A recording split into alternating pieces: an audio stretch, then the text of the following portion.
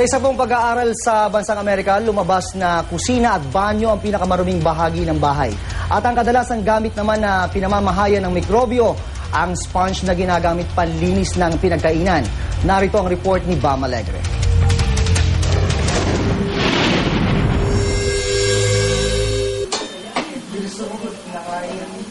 Bawat sulok ng kusina at banyo, masinsing nililinis ng kasambahay na si Lynn.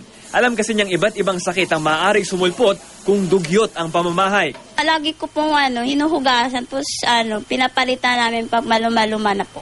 Parang maiwasan daw yung virus po. Ang mga silid na ito ang pinakamaruming bahagi ng isang bahay, batay sa pag-aaral ng isang consumer good company sa Amerika. At ang numero unong pugad daw ng mga mikrobyo, ang sponge na panglinis ng mga pinagkainan. Kasunod dito ang loob ng microwave oven, gripo at refrigerator. Bukod sa kusina, posibleng mataas din ang infection rate sa remote control ng TV, telepono at maging sa doorknob. At kapag hindi raw malinis sa bahay, posibleng dito magmula ang hepatitis A virus, Shigella, Salmonella at maging ang norovirus na karaniwang sanhi ng diarrhea.